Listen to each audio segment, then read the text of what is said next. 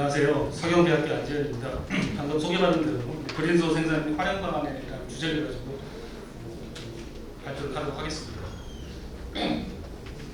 제가 몇 년 전에 수학마케지에 수소 관련된 글을 몇 편 기고를 한 적이 있습니다. 그랬더니 주위에 계신 분들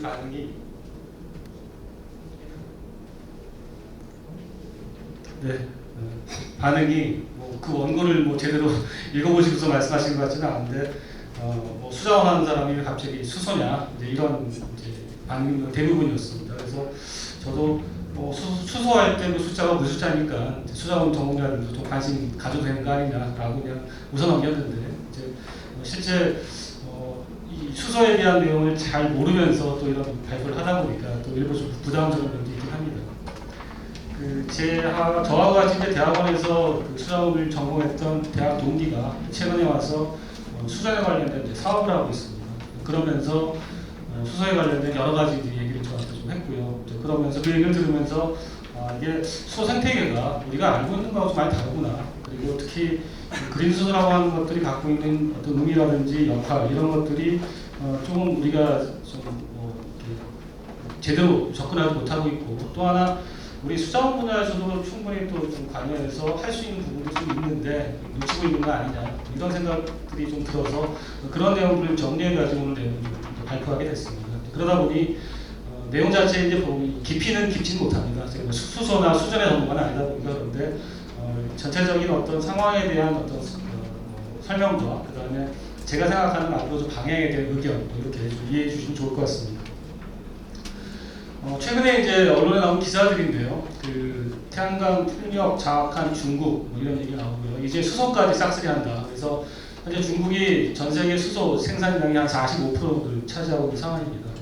같은 날 기사인데 이제 이 기사가 조금 더 충격적이었습니다. 저한테는 뭐냐면 탄소가 없는 그린 수소를 중국에서 계속 상용화하고 있고, 그런데 생산 단가가 1kg당 1.5달러에 불과하다라는 거였습니다. 이게 5월 24일자 기사니까 한 달이 채 안 된 거였거든요. 이제 이게 왜 중요하냐면 저희 나라 같은 경우는 일반적으로 한 1kg당 그린수소가 3,000원 정도에 생산될 수 있으면 경제성이 있을 거다라고 얘기를 하고 있는데, 중국은 1.5달러면 저게 한 우리 돈 한 2,000원 정도 되는 겁니다. 저희가 뒤에 말씀드리겠지만 저희 한 4,000원 정도 되는 것도 2040년, 그리고 현실적으로 그것도 쉽지 않을 거다 이렇게 얘기가 나오는 상황에서 중국은 지금 현재 1kg에 1.5달러의 그린 수소를 만들어낼 수 있다고 한다면 이거는 경쟁이 될 수가 없는 그런 구조가 온 상황입니다. 그런데다가 일본 같은 경우는 2월달에 이제 홋카이도에 굉장히 큰 규모의 그린 수소 공급망을 이제 구축하는 프로젝트를 시작했다 이런 기사도 있었습니다. 우리나라에서 그런 노력을 하지 않는 것은 아닙니다. 같은 날 5월달에 실렸던 같은 날 기사에 세계 청정수소 발전 2차 시장이 2028년에 우리나라에서 열린다고 되어 있는데, 일단 이 청정시장의 청정수소는 100% 그린수소를 얘기하는 건 아니라는 게 일단 좀 한계가 될 것 같고요. 작년 9월에 이제 또 환경부하고 수공에서 의미 있는 기사를 발표하신 적이 있었습니다. 국내 최초 수력 기반 그린수소 생산 시설을 준공했다. 그래서 성남 정수장에 소수력 발전 일을 이용해서 수소차 40대분인 188kg의 수소를 생산하는 시스템을 처음으로 이제 만들었다라고 언론에 발표된 바가 있었습니다. 아마 오늘 수공에서 오신 우리 강 부장님께서 또 관련해서 조금 더 언급을 하시지 않을까 싶은데요. 굉장히 의미 있는 시도이긴 하지만 일단 규모 면에서 또한 경제성 면에서는 아직도 좀 저희가 고민해야 될 부분이 있는 상황이 아닐까 싶고요. 이런 부분에 대한 어떤 투자와 노력이 이루어지길 기대하는 그런 상황입니다. 탄소 중립이라고 하는 게 오늘 저희 주제인데요. 결국은 배출 함량하고 그다음에 저감 함량 등등 해서 이게 제로가 되는 넷제로를 얘기하는 것 같습니다. 특히 이제 저희가 2050년 탄소 중립을 2020년에 선언을 했고요. 그러면서 얘기하신 탄소 중립 자발적 감축 목표라고 해서 NDC라고 하는 것을 얘기하는데, 2018년에 약 한 7억 톤 정도 이제 배출할 것을 2023년에는 약 4억 3천 톤 정도로 굉장히 줄이겠다라고 굉장히 적극적인 어떤 목표 감축을 발표한 바가 있습니다. 그래서 그 내용을 이제 이끌어가는 우리나라 이제 탄소 중립 녹색 성장위원회의 이제 계획을 보면 전체적으로 2050년까지 탄소 중립을 환경하고 경제의 조화로운 발전을 도모하겠다는 비전 아래 3대 정책 방향, 4대 전략, 10대 중점 과제를 추진하고 있는 상황입니다. 그래서 이런 내용인데 이제 문제는 이 안에 들어가서 봤을 때 몇 가지 좀 우려가 되거나 좀 고민해야 될 숫자들이 있다는 사실입니다. 일단 그 NDC 즉 국가에서 스스로 저희가 감축하겠다고 하는 목표 같은 경우에 2030년이 목표인데요. 여러 가지 분야에서 굉장히 줄이겠다고 쭉 그 내용들이 나오고 있습니다. 그래서 전환, 산업 쭉 나오는데 문제는 이 값들이 2030년을 목표로 해서 계속해서 다 줄어드는 값이 나옵니다. 그 CO2는. 그런데 수소만은 역으로 증가하는 걸로 이렇게 나오고 있습니다. 그 수소가 굉장히 중요한 역할을 할 거라는 어떤 여러 가지 이야기는 있지만 실질적으로 탄소를 줄이는 게 아니라 오히려 배출하는 역할로서 수소가 이제 이렇게 목표치가 나와 있고요. 이제 이거는 결국은 우리가 그린수소라고 하는 수소보다는 현재 우리 산업 구조상에서 어쩔 수 없이 만들어낼 수밖에 없는 부생수소라든지 계질수소라든지 아니면 그걸 포집하는 블루수소라든지 등등 이런 것들에 대한 어떤 역할을 아직은 이제 크게 의존하기 때문으로 이제 판단이 됩니다. 이 2050 탄소 중립 이제 우리나라에서 만든 시나리오를 보게 되면 결국 이제 2050년에 넷제로를 달성을 해야 되는데 거기에는 안이 두 가지 안이 있습니다. A안은 화력 발전을 전면 중단하면서 그린수소 등을 생산해서 가겠다는 이런 안이 하나 있고요. B안 같은 경우는 화력 발전은 잠존을 하지만 이제 저희가 그 CO2를 포집하는 그것을 어떤 저장해서 처리하는 그런 기술들을 최대한 활용해서 줄여나가겠다고 하는 게 B안이 되겠습니다. 그래서 이상적인 안이 A안이 되겠고 조금 더 현실적인 안이 B안이라고 저희가 일단 생각할 수 있을 것 같습니다. 그런데 그 안에 들어가서 수소만 보게 되면 수소는 수요 측에서는 봤을 때는 전환이나 산업이나 수송이나 등등 해가지고 필요한 어떤 값들이 쭉 정리되어 있는데요. 이것을 달성하기 위해서 필요한 수소는 어떻게 만들겠느냐라고 했을 때 이 수입 수소가 놀랍게도 거의 한 80%를 차지하고 있다는 겁니다. 즉 그 얘기는 A안이 됐든 B안이 됐든 탄소 중립에 있어서 수소의 역할이 일부 필요한데 그 역할에 필요한 그린 수소를 우리는 2050년에 약 80% 수입하겠다라는 목표를 가지고 있다는 거죠. 그리고 나머지 수전의 수소라고 하는 부분들은 굉장히 이제 거기에 비해서 상대적으로 적은 양을 차지하게 되는 상황인 겁니다. 이제 이게 다시 앞으로 돌아가서 말씀드렸을 때 중국은 그린수소라고 하는 것을 공격적으로 투자해서 현재 시점에서 전체 수소 생산량의 전 세계 45% 차지하고 있고 현재 단가가 1kg당 1.5불을 달성하고 있는 상황에서 우리나라는 2050년에도 그 수소를 다 수입해서 쓰겠다라는 그런 계획을 가지고 있다는 게 어떻게 보면 굉장히 충격적인 내용이라고 할 수가 있는 거죠. 이제 말씀드렸던 이제 수소는 이제 여러 가지 종류가 있으니까 아마 다 잘 아시는 내용일 겁니다. 저희가 보통 그레이 수소라고 얘기하는 회색 수소는 생산 방식이 이제 계질 수소, 그래서 그 이제 천연가스를에서 직접적으로 이제 빼쓰는 수소가 되겠고요. 부생 수소는 석유화 공정에서 이제 부생적으로 나오는 수소가 됩니다. 그래서 현재 우리나라에서 만들어내는 수소의 대부분이 여기에 해당하는데 장점은 이게 굉장히 싸다는 겁니다. 그렇지만 문제는 CO2가 다량 발생이 되고 있고요. 요거를 조금 더 개선하는 게 블루수소인데 일명 청색수소라고 해서 여기서 나오는 앞에 그레이수에서 나오는 그런 CO2를 여기서 이제 포집을 해가지고 처리함으로써 CO2를 최소화하겠다라고 하는 게 블루수소가 됩니다. 그래서 현재 저희가 얘기하고 있는 단계는 이 정도까지가 국내에서 얘기하고 있는 단계가 되는데 궁극적으로는 여기 있는 녹색수소, 좀 그린수소로 가야 되는 게 이제 큰 목표가 돼야 됩니다. 이거는 일단 CO2가 발생하지 않는 그러니까 궁극의 큰 에너지라고 할 수가 있는데 문제는 수전의 단가가 굉장히 비싸기 때문에 현재 봤을 때 키로당 한 10,000원 정도 아마 조금 내리면 한 7,000원까지는 가능하지 않겠냐는 얘기가 있긴 한데 그것도 쉽지 않은 그런 상황인 겁니다. 그래서 굉장히 경제성이 많지 않기 때문에 이게 쉽지 않다라고 판단을 했고 그러다 보니 국가에서도 2050년 탄소 중립을 가는 데 있어서 수소는 이거 못하겠다 우리가 경제성 못 맞추니 80% 우리가 수입을 하겠다. 그나마 남아있는 조금 있는 거는 수전을 하겠지만 여하튼 대부분은 수입해서 쓰겠다라고 지금 계획을 세우고 있는 그런 상황입니다. 그렇지만 저희가 이제 탄소 경제, 수소 경제 이 부분에 있어서 과연 수소 경제를 이제 어떻게 봐야 되나 하는 고민이 좀 있게 됩니다.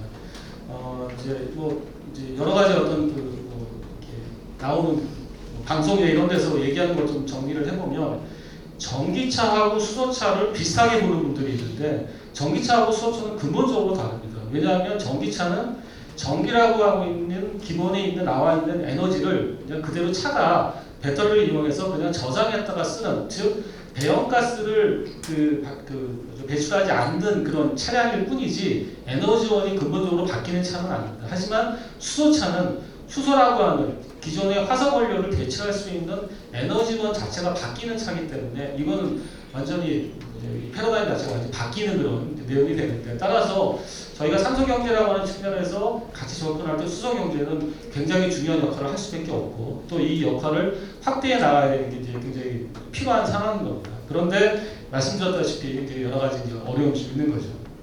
그래서 그렇기 때문에 수소에 대해서는 아직까지도 여러 가지 이제 의견들이 나누고 있습니다. 수소가 과연 실질적으로 수소 경제가 거품이 있는 거냐, 아니면 대박이 가능한 거냐. 그래서 논란의 수소 경제다라는 의견들이 있지만 그렇다 하더라도 느리지만 반드시 그 시장은 온다 이렇게 얘기를 하고 있습니다. 그래서 3년 전에 2021년에 이제 예상한 그 이제 수소 사용량이 한 30년 후에는 약간 8억 톤 정도가 필요하지 않겠냐. 좀 보수적으로 봤을 때 한 7억 톤 정도 이렇게 예상을 좀 하고 있고요. 그렇게 됐을 때 단가는 뭐 미국 같은 경우에 2030년 정도에 키로당 1달러까지 내릴 수 있을 거다라고 이제 전망을 하고 있습니다. 그래서 뭐 이런 여러 가지 상황들을 봤을 때는 수소의 어떤 생산에 대한 어떤 그 역할, 또 수소가 갖고 있는 어떤 의미들이 계속해서 강조돼야 하고, 특히나 굉장히 저렴한 어떤 경제성이 있는 그린수소를 만들어 나가는 노력이 중요할 것 같습니다. 근데 이제 아까 말씀드렸던 그 80년, 2050년에 수소 80% 수입한다는데 아직 우리나라 좀 멀었다. 수소열동 기행 거부 이런 내용들도 있었습니다. 그래서 이 내용을 정리를 해보면 이제 블룸버그에서는 2050년에 그린수소 생산 단가가 뭐 여러 가지 기술 발전에 의해서 키로당 한 0.8달러에서 한 1.6달러 정도까지는 갈 수 있을 것이다라고 이제 예상을 하고 있는 거고요. 우리나라 정부에서는 목표가 2040년에 1kg에 3,000원 정도를 이제 목표로 하고 있는 상황입니다. 이제 그런 어떤 금액을 가지고 비교를 했을 때 2017년에 현대자동차에서 내연기관, 전기차, 수소차의 연료를 비교해서 경제성을 따졌던 이제 경우가 있었습니다. 그럴 때 내연기관 같은 경우에 같은 거리를 운행한다고 봤을 때 휘발유가 약 한 157만 원 정도 드는데 경유차는 한 100만 원 정도로 예상을 했습니다. 그렇지만 전기차는 완속으로 할 경우에는 16만 원, 급속으로 할 경우에는 38만 원 정도 얘기를 했고요. 굉장히 저렴하죠. 그런데 수소차 같은 경우에는 수소 생산 단가가 키로당 한 7,000원에서 10,000원 정도 된다라고 이제 가정하고 계산을 했더니 한 100만 원에서 144만 원 정도까지 금액이 됐었습니다. 만약에 이 그 생산 단가가 아까 중국에서 얘기하는 키로당 한 2,000원까지 떨어진다면 이게 가격이 5분의 1로 줄기 때문에 지금부터 따지면 한 20만 원에서 한 30만 원 정도의 수소차 운행이 가능하다고 얘기할 수 있는 거죠. 그러니까 결국은 수소의 생산 단가, 특히 그런 수소의 생산 단가가 지금 얘기하는 정도까지만 낮아질 수 있으면 전기차나 이런 거에 비해서 훨씬 더 많은 장점을 가질 수 있게 되는 그런 일이 생기게 될 것 같습니다. 거기다가 이제 수소의 앞으로의 이제 전망 같은 경우 봤을 때는 아시아 태평양에서 가장 높은 증가세를 보일 것이다. 그래서 2050년에 이제 수요는 최종 에너지 수요의 한 25%, 한 4분의 1 정도가 전체 에너지에서 수소가 차지할 거로 얘기를 하고 있고요. 이 중에서 아시아에서는 한 55% 정도 차지하는 역할을 할 거다. 물론 거의 대부분이 이제 중국이 될 것 같습니다. 그런데다가 이제 이게 딜로이트에서 작년 6월달에 발표한 자료인데 그 전체적인 수소 생산 중에서 2050년에는 그린수소가 한 85% 정도 차지할 것이다. 나머지 15%가 아까 말씀드린 블루수소나 기타 다른 수소일 거고, 또 궁극적으로는 그린수소가 이제 거의 대부분의 이제 그 수소의 역할을 다 할 것이다라고 하는 그런 예상들은 계속 이어지고 있습니다. 미국 같은 경우에도 뭐 단계적으로 분야를 나눠서 목표를 세우긴 했지만 그 청정수소의 생산이라든지 뭐 아니면 가공, 운송, 저장 비용 이런 것들을 단계별로 로드맵을 가지고서 이제 계속해서 사업들을 추진하고 있는 상황입니다. 그렇다면 그린수소라고 하는 게 이제 경제성을 가지려면 결국은 뭐가 제일 중요하겠느냐? 첫 번째는 수전의 기술입니다. 그래서 그 수전이라고 하는 것은 저희가 이제 물을 전기분해해서 수소하고 산소를 나누면 이제 수소를 얻을 수가 있는 거죠. 그랬을 때 그 전기 분야하는 기술이 이제 수준의 기술이 될 것 같은데 대부분이 이제 촉매나 뭐 이런 것들을 활용해서 이제 지금 현재 하고 있습니다. 그래서 수전에는 그 실제 기술의 성숙도라든지 촉매라든지 스택 이런 것들이 생산 단가에 이제 큰 영향을 좀 미치고 있습니다. 그래서 여기에도 이제 몇 가지 방식들을 좀 제가 설명을 해놨는데요. 이런 방식들이 현재 국내에서도 많은 연구자분들이 이제 이 어떤 방법들을 가지고 생산 단가를 낮추기 위한 연구들을 이제 계속 하고 있습니다. 하고 있는데 과연 저희가 의도하는 목표하는 만큼의 어떤 경제성을 얻기 위한 수준의 방식을 만들어낼 수 있을까에 대해서는 계속 좀 의문점이 있는 그런 상황입니다. 또한 이런 어떤 그 그린솔을 만드는 수전을 위해서는 필요한 게 또 이제 전기가 필요한데 이제 전기 에너지 같은 경우는 기본적으로 재생 에너지를 사용해야지만 그린솔가 가능한데요. 우리나라 이제 신재생 에너지법에 이제 보게 되면 재생 에너지는 기본적으로 태양 에너지, 풍력, 수력을 이제 중심으로 해서 이제 구성하도록 이렇게 되어 있는 상황입니다. 그럴 때 이제 우리나라의 재생 에너지가 과연 이제 현황이 어떤지도 한번 살펴볼 필요가 있습니다. 현재 우리나라 이제 재생 에너지 발전 비중은 전체적으로 따질 때 6.5% 정도 됩니다. 이게 이제 세계 평균의 26%에 비해서는 굉장히 낮은 상황이고요. 또 하나 약간 이제 리스크한 면이 있는 게 태양광 발전의 비중이 상당히 높다는 겁니다. 태양광 발전은 첫 번째는 간헐성이라고 해서 그 낮과 밤의 어떤 또 문제가 생기고요. 또 계절성이라고 해서 계절에 따라서도 여러 가지 영향을 받기 때문에 일정하게 어떤 그 에너지를 만들어내지 못하는 문제가 있습니다. 그러다 보니 다른 나라 같은 경우에 뭐 덴마크 같은 경우는 거의 대부분이 풍력으로 가고 있고요. 등등 뭐 외국에 우리가 얘기하는 유럽의 선진국들은 거의 대부분이 풍력을 위주로 하지 우리나라처럼 태양광이 이제 큰 비중을 차지하는 나라는 이제 많지는 않은 상황입니다. 여기에 더해서 우리나라는 그렇다면 이제 앞으로 어떻게 하겠느냐. 그래서 신재생 에너지의 발전 용량은 뭐 예를 들어 2036년에 한 45% 정도까지 늘리겠다라고 하는 목표는 가지고 있습니다. 가지고 있는데 요즘같이 지금 뭐 AI나 이런 것들 때문에 전기가 아주 굉장히 전기 수요가 아주 급격하게 늘어나는 상황에서 이게 현실적으로 달성 가능한 목표일지는 좀 고민이 좀 필요한 상황이고요. 여기에 이제 말씀드린 것처럼 전체 비중이 태양에너지 비중이 높다는 것도 여전히 한계를 좀 작용하고 있습니다.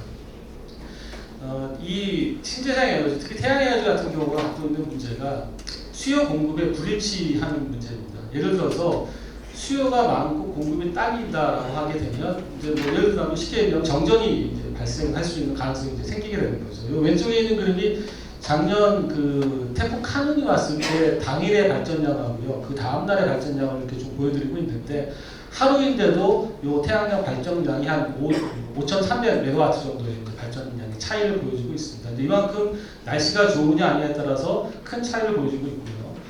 2020년 8월에 캘리포니아에서 정전이 발생했었는데 이 정전 같은 경우도 결국은 일본 시간에 태양광이 감소함으로써 신재생 에너지의 공급이 부족해지고 그럼으로써 전체적인 어떤 시스템이 다 다운되어버리는 그런 일이 발생했던 사례도 있었습니다. 그런데 또 문제는 신재생 에너지가 수요를 충족하지 못하는 것만 문제가 되는 게 아니라 공급량 자체가 너무 많아지는 것도 문제가 됩니다. 이제 이 문제는 어떤 문제가 생기냐면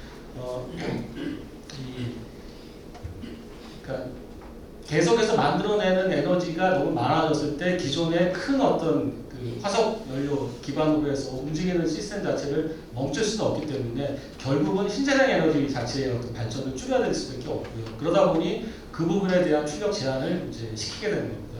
제주도 같은 경우가 이제 2012년에 그 CFI라고 해서 이제 카본 프리 아일랜드라는 것을 2030년으로 목표를 해서 2030년에는 100% 도내 전력 수요를 다 신재생 에너지를 하겠다라고 선언을 하고 추진하고 있는데 그러다 보니 굉장히 많은 풍력 단지나 이제 태양能이제 그 에너지 단지를 만들었습니다.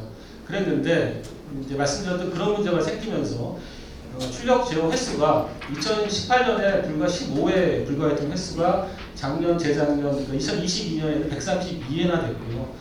요게 작년 6월 4일 기준인데 벌써 133회에 달하는 굉장히 큰 이제 문제가 되고 있습니다. 그래서 제주도 내에서도 이 남아도는 신재생 에너지를 어떻게 해야 되냐에 대한 문제가 이제 굉장히 큰 이슈로 부각되고 있는 상황이고요.